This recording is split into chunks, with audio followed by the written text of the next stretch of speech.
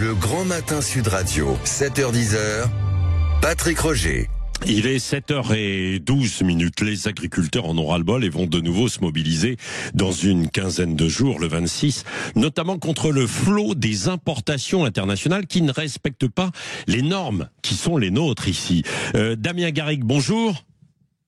Bonjour. Vous êtes président de la FDEA-CEA du Tarn-et-Garonne, c'est ça. Vous avez mené des actions ce week-end dans des supermarchés. Allez, je vais les citer, Leclerc de Castel-Sarrazin et l'Intermarché de Moissac, justement pour contrôler la provenance des produits et montrer aux consommateurs ce qu'ils achètent, c'est ça ?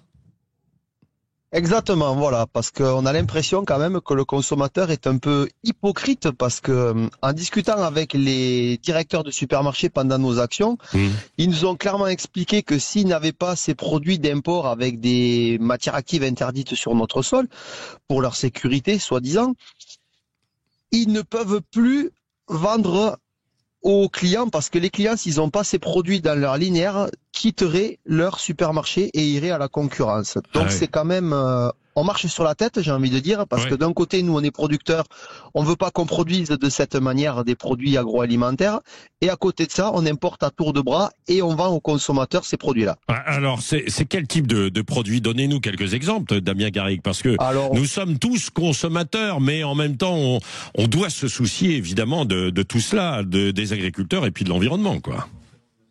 Tout à fait. Mais écoutez, ça commence déjà par les fruits et légumes frais. Quand vous voyez des raisins qui arrivent, même d'autres pays européens, qui n'ont pas du tout la même réglementation que la France. Il faut quand même rappeler que la France est le pays où l'agriculture est la plus vertueuse et respectueuse de l'environnement du monde. Et on fait rentrer à côté de ça du miel, par exemple. On a vu d'Uruguay, d'Ukraine. On a vu des confitures avec des drapeaux français où on nous dit que la confiture est française, artisanale et produite en France, mais quand on tourne le pot de confiture, on voit que les baies, elles arrivent du Maroc, d'Espagne et d'autres pays. Donc il y a plein de petites choses comme ça qui induisent notre consommateur un petit peu en erreur.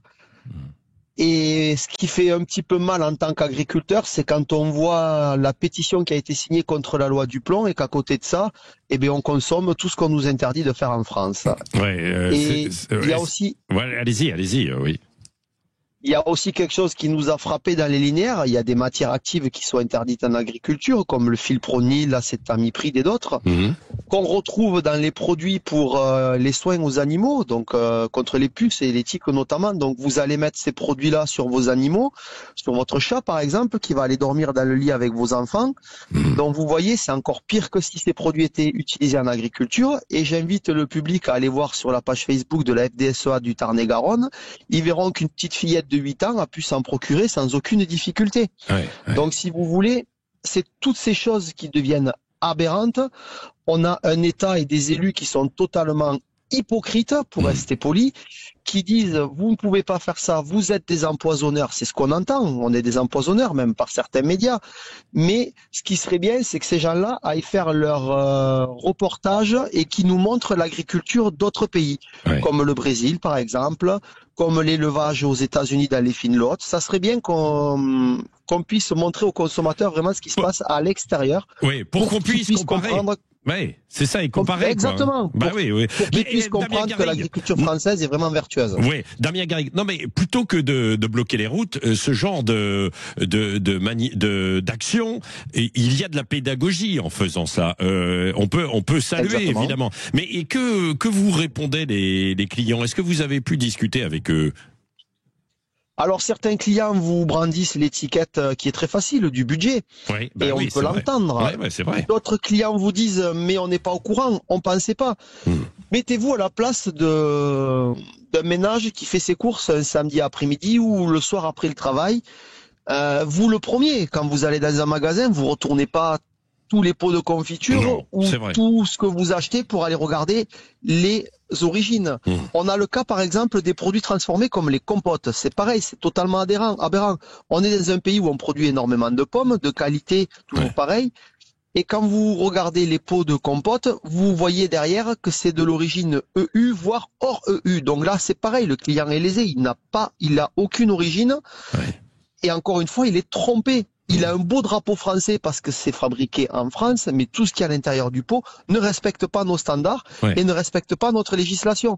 Et pour finir là-dessus, il faut quand même savoir que la France a élevé ses LMR pour pouvoir importer encore plus. Donc les LMR, pour les auditeurs, ce sont les limites maximales de résidus autorisés. Donc nous, en France, on a des LMR qui sont très très très basses. On est allé les augmenter jusqu'à 5, 6, 7, 8 fois, voire 10 fois plus, pour pouvoir importer notamment du miel et des fruits et légumes. L'acétamipride, qu'on parle de ce produit qui nous est interdit en France, il est homologué dans tous les pays européens. Donc les Français mangent de l'acétamipride tous les jours. Ouais. Non, mais on comprend par votre action, vous avez voulu sensibiliser. Ça, c'était une action pédagogique dans ces supermarchés, et il y aura donc l'appel à la mobilisation le 26 septembre. On aura l'occasion d'en reparler. Là, c'est l'ensemble de la FNSEA, du syndicat au niveau national, qui appelle à cette mobilisation contre le Mercosur, et puis justement ce que vous avez décrit très très bien ce matin avec nous sur Sud Radio, Damien Garrigue, du côté du Tarn-et-Garonne. Merci d'avoir été avec nous ce matin pour nous expliquer tout cela.